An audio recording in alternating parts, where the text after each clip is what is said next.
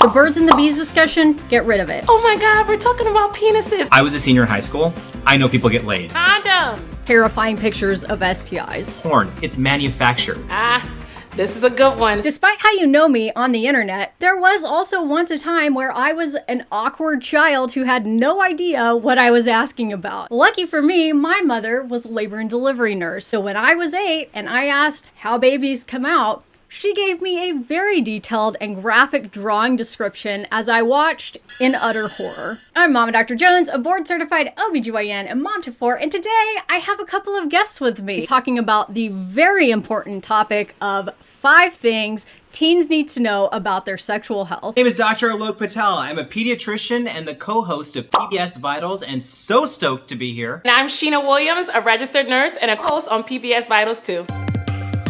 Number 1, the sex education that you're getting in school may not be teaching you everything you need to know, and it might not even be actually accurate. In Arizona, where I grew up, sex education isn't required in schools. When it is required, it has to be medically accurate if you're actually fortunate enough to get that information. In Pennsylvania, sex ed does not have to be accurate. What are they doing over there? Yeah, it's really wild to me that there's so many places where you don't have to have scientifically accurate sex education. As someone who grew up in Texas in the public school, I didn't really learn hardly anything about sex. I don't remember having sex ed that was more than just, here, watch this video of a baby coming out and let me show you some terrifying pictures of STIs. You don't have the experience, Dr. Jones, of watching those movies when you're in like 8th grade and like laughing about them with all your friends. I mean, we certainly got some puberty education, but I wouldn't call it good sex education. It basically comes down to 2 approaches: abstinence only and comprehensive. And as the name implies, abstinence-only programs basically teach teens to abstain from all sex. They say this is the surefire way to prevent STIs, to prevent pregnancies. They don't really talk about sex in a comprehensive fashion. They almost make it taboo.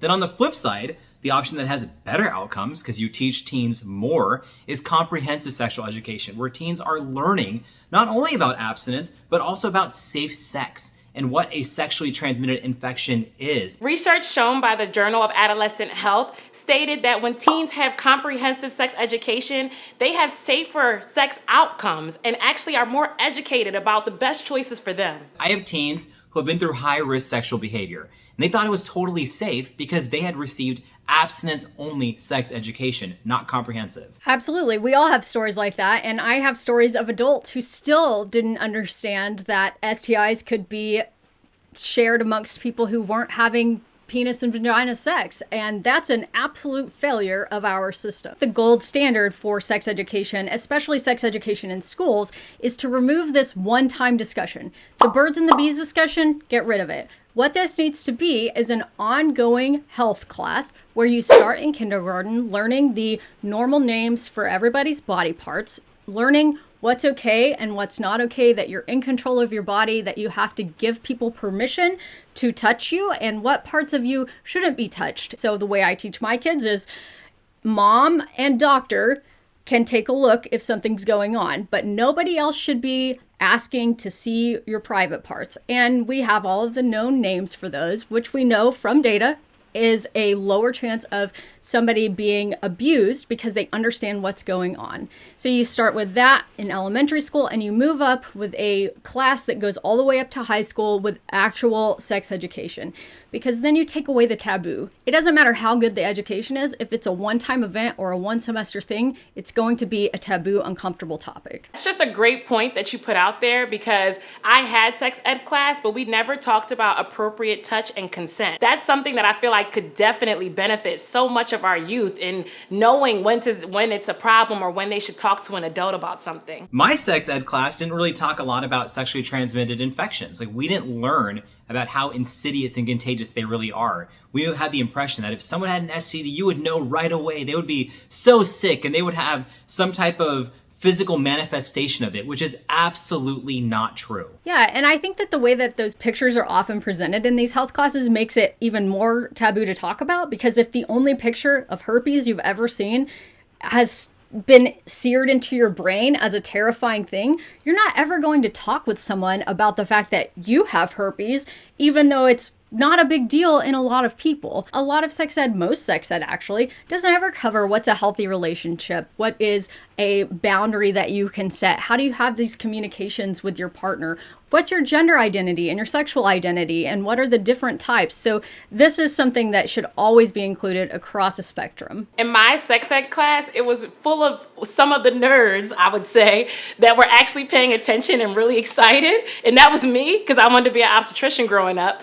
But I felt like there was a whole bunch of guys in the class and, a little bit of immaturity that's like, hee hee ha ha. And it was kind of a joke. But like you said, if we started in kindergarten, then it wouldn't be a taboo topic. It wouldn't be such a, oh my God, we're talking about penises. It would be more of a conversation that we can all have and actually be educated. I'm still immature, Sheena. I don't know what you're Absolutely. talking about. Point number 2, know your rights. Different laws in different states can vary as far as what you're entitled to as someone who is a teenager and using reproductive health care. But the number one reason that teenagers report that they aren't using a contraception is because they are not sure if they can get that without their parents knowing. There are many teens I talk to who are shy about giving me any information about their sexual history, even if they have symptoms and they're concerned. And I remind them that the confidentiality stays between a patient and a doctor when it comes to certain things like pregnancy, contraception, even if you're requesting something like an abortion, and definitely STDs. But it obviously varies from state to state. So that's why it's really important for people out there to know what the laws look like where you live. Put a link in the description down below so you can look into that. Sheena, as a nurse, I would say that a lot of times my patients feel more comfortable telling my nurse something than they do me, especially the young patients. How do you feel about the divulging of information and what your role is to keep that between the patient and their healthcare team, meaning are you going to run out and tell their parents? Be very assured that my first priority is you. So I can help you best when I know as much information as possible. There's so many times where we find out information late and it's like we're trying to now work backwards. So tell us. We want you to feel comfortable and our first job is you. So when we get that information, we talk to our colleagues and doctors, but your parents are our last concern because you're our patient. Look, as a pediatrician, if you're going to have that discussion with a patient or ask them questions that they may not be okay or safe talking about in front of their parents, is it typical practice to talk to a teen without the parents present? Every single time.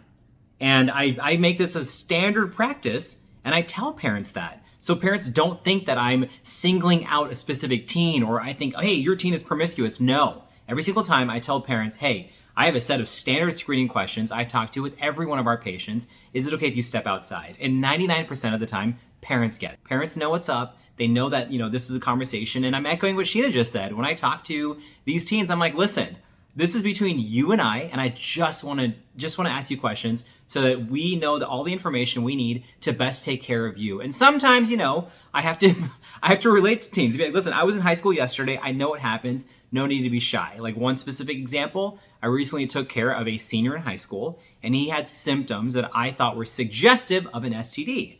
And I asked him, I said, have you had sex before? And he's like, no. And I'm like, so you're a virgin? He's like, yes. And I'm like, listen, I was a senior in high school. I know people get laid. I will not tell your parents. And he was like, yes, okay. And he's had 4 sexual partners and did have an STD. And we took care of it, and I did not have to tell his parents. I think that's so important for teens to hear. We're on your side. We just want to help you, and we will do everything within the limits of whatever the laws in your state are to do that with the confidentiality that you deserve and that you want. As a teen, I kind of felt like all adults were in a pact. I kind of felt like the doctor or the nurse was like an extension of my mom or dad. And I just want you guys to know that we're not. We are not an extension of your parents, and we don't have the same rules as them. We want you to uphold their rules and respect their rules, but we still want you to be healthy. So communicate with us because that's what we want. And feel free to kick your own parents out of the exam room. If the doctor doesn't suggest it, be like, hey, mom, dad, is it okay if you step in the hallway? Because I want to have a confidential conversation with this healthcare professional. And if you're a parent listening to this, you want your kid to be growing up in a way that they feel empowered to take control of their own healthcare. Even though my mom was incredibly wonderful and would let me talk about anything and never was going to get me in trouble for telling her something, I was the kid who went to college and couldn't call and make my own dentist appointment. If your kid can't talk to their doctor, they're going to be unable to continue caring for their own health when they leave. Number 3, if you have access to a healthcare provider, be open about your sexual activity. This is so important. I know that for a lot of people, talking about something going on with your vagina or your penis can be awkward, but it's not awkward to us. It's a very normal part of what we do. If your vagina is sick, take it to the doctor. And be honest about what type of sex you're having. If you are having sex, is it vaginal? Is it oral? Is it anal sex? If there are questions about multiple sexual partners or any other sexual behavior activities, remember, it's not coming from a place of judgment. It's coming simply from a place of wanting to know the right information to make sure you have the right resources and that you're staying healthy. That's all. And if your doctor is shaming you or making you feel uncomfortable in any way, that is a clear indication to maybe seek other professional help. Absolutely. If you don't feel supported and able to be open with the person that you're talking to, you should dump them and find somebody new. You deserve to be able to have open and honest questions with your healthcare provider about your sexuality and the health of all of your parts, including the ones that come into play for sexual function. Well, look, as a pediatrician, what kind of sex-related topics do teens bring up with you, and how do you counsel them, or what do you say to them if you can tell they're not really feeling comfortable bringing something up? Teens bring up everything you could think of when it comes to sexual health, STDs, and what that could be causing. They say like, oh my gosh, is it possible that this feeling I have is because of a sexually transmitted infection? They ask me questions about their reproductive health. They ask me questions about their period and puberty and things that are normal developmental processes. If you're not comfortable having these conversations with a specific healthcare professional, find another one. And for any healthcare professionals who are listening on this right now, remember, you have to create a safe place to actually foster that conversation. You might be the person who gets that trusted piece of information that could alter the course of someone's life and health. If someone is not comfortable talking to their doctor because maybe that day Alok didn't make his teenager feel comfortable bringing something up, what about Sheena? Would you feel okay if a teen said, hey, I have something I want to bring up, but I'd really rather the nurse Sheena come in and talk to me? Absolutely. I had a patient one time who had a yeast infection for months, but she didn't tell anyone because she had this stigma that anything down there, any itch or burn or pain, meant that she was dirty or that she had sex before, or that she had some type of STI. So I definitely would say that as far as nurses, but also parents and just anybody that's around these teens, you have to foster a good environment for communication so that they can communicate, because there are some STDs that can lead to serious complications if they're left untreated for too long. So we have to make these patients feel comfortable. There are tinier patients, but they're still human beings, and they deserve to have a positive and comfortable sexual health experience with their practitioners. And I give a nod out there to nurses, because nurses spend so much time with our patients at the bedside, building that relationship, that there are many instances when nurses have come to me and told me a piece of information that was very important to taking care of a patient. The patient didn't tell me. And that's okay, because our main goal is just making sure that somebody's safe. And one recent example I could think of, which is very sad, but it's reality, is there was a patient who was being sexually trafficked, forced prostitution against her will. She was in the hospital for something that was not related to it at all. But the nurse that she formed a relationship with got the information from her, took the information to the right people, and this altered the course of her life. She's in a much safer and better place right now because of that trusted relationship. The way that we observe patients is ongoing. It's not like a quick assessment. We literally watch everything. We're watching how many times you go to the bathroom, how many pads you're using. Simple things that can really lead us to proper diagnosis and better communication with the doctor as far as your treatment. It's so important to have nurses there to communicate on levels that sometimes doctors don't necessarily have as much time to have that kind of assessment. If you're a teen listening to this and you don't feel comfortable conveying some kind of information to your doctor, you can just say, you know, I have this thing in my head that I really want to talk about, but is it okay if I talk to my nurse that's been in the room earlier today? If you're not getting the attention that you need, or if you're consistently having the same complaint and you don't feel listened to, do not be afraid to ask for another practitioner, a specialist, or just even another colleague within the same office. It can really, really help you feel heard. Alok, as a pediatrician, can you tell me a little bit about a time where maybe you would be required to convey the information that a patient has given to you to someone else? It happens in two situations. If someone is at risk of harming themselves or someone else. And two examples when it comes to sexual health are rape and sexual abuse. These are two instances when protecting someone's life and health is more important than that confidentiality and is even legally required. If you are a victim of rape or sexual abuse, it is so incredibly important for you to feel empowered to seek that help and to take care of your own health. Be assured that when we do communicate with someone else, it is completely for your benefit. It might feel really, really scary in the moment, but we have to gather the troops in order to help you. So it's not anything personal or anything that we want to do as far as violating your privacy, but it's what we need to do to properly care for you. And conveying that information doesn't always mean conveying it to your parents. So if you're in a situation where your parents are the ones putting out risk and you convey that information to us, we're going to convey that to the people who can keep you safe and make sure you are in a safe situation.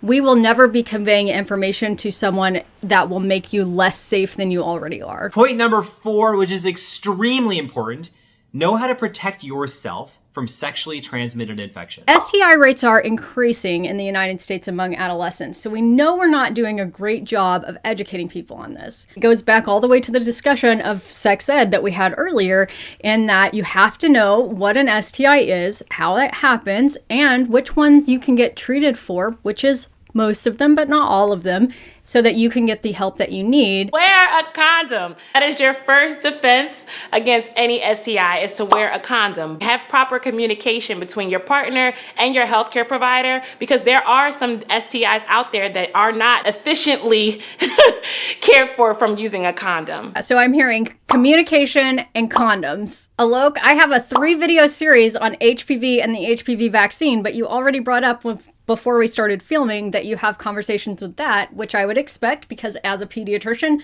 you're in the front line for that. So tell me a little bit about HPV vaccines. Well, first, I will tell you that I so appreciate the fact that you have those videos about the HPV vaccine, because I've had patients literally reference your videos to me about where they learned about human papillomavirus. So slow clap to you on your channel. People often get surprised when I talk to them, when I talk to teens and parents about HPV and tell them, yes, this is an STI that, sure, it can cause warts, it can cause a lot of symptoms, but it can also cause cancer. It can cause cervical cancer, it can cause penile cancer, it can cause throat cancer or pharyngeal cancer, which from HPV is higher in men than women.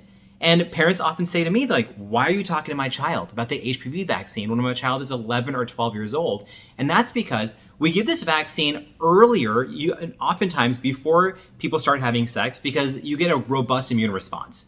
And it's very important to get it early in this stage because we want to make sure that you have the right protection later on when you do have sexual partners. You're not just protecting yourself, you're protecting others as well. I equate this in my clinic when I'm talking to hesitant parents about it. You don't wait until they're falling off of their bicycle to put a helmet on them. They need that helmet before they even get on the bike and start going. So prepare them for a healthy future by providing them with the information and the tools that they need to achieve that. HPV is just so common, and people don't actually realize how common it is. Talk to your practitioner and know your options out there for vaccines. HPV is extremely common. 80% of anyone who's ever sexually active will be exposed to HPV at some point, and this is not just a problem for people who have a uterus.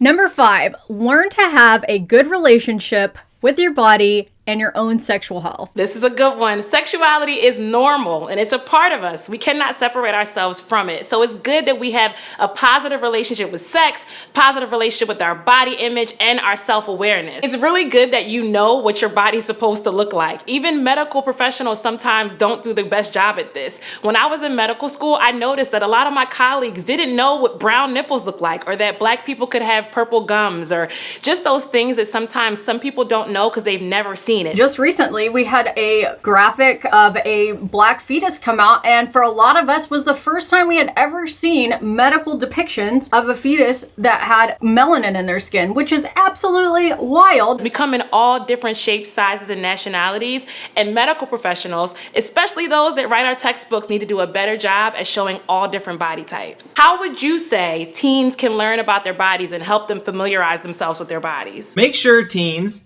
that you're getting your information from a credible source. I'll tell you what is not a credible source for learning about sexual health, and that's porn. Porn is not a good place to learn about relationships, what a realistic, intimate relationship looks like. It's not a great place to see an example of consensual sex, or even to look to see what human anatomy looks like. It's porn. It's manufactured. I would agree that is not the ideal place. And you always can come here, obviously, the PBS Vitals channel. We will also put a link in the description down below with some other reliable sources. I'm going to continue to reiterate this for the non-teens who are in a place to advocate. We have to get comprehensive sex ed in schools as a blanket curriculum that teaches our kids about their body. That is the only way you move into having a healthy relationship with yourself and eventually a healthy relationship with a partner. Why don't you both tell me something that you really wish that you would have known as a teenager that you know now as an adult? I learned how to advocate for myself. I feel like as a young teen, I didn't know what to say or how to explain how I was feeling. I kept things inside and I didn't communicate with my parents or practitioners about the things that I needed. As I got older, I'm like, oh, it was that easy? You know, it took me so long to get to the point where I was able to communicate with my practitioner about some things that were just felt really personal to me. But now I know that they're there to help me. I learned. I advocate for myself well now. That's a great skill to have, and honestly, probably something that I could still learn to do a little bit better. What about you, Alok? There's 3 things I now know as an adult that I wish I knew as a teen. And the first one is that no question is too weird or off limits. I remember feeling kind of awkward about asking certain questions when I was 14 or 15, thinking that, oh my gosh, I'm the only person who's gone through this or had this question. That's not true. Doctors, nurses, they've heard it all. You're in a safe place. Number 2, I wish I knew just how ubiquitous STIs were and how people could have an STD and not actually have any symptoms with it and how important safe sex is.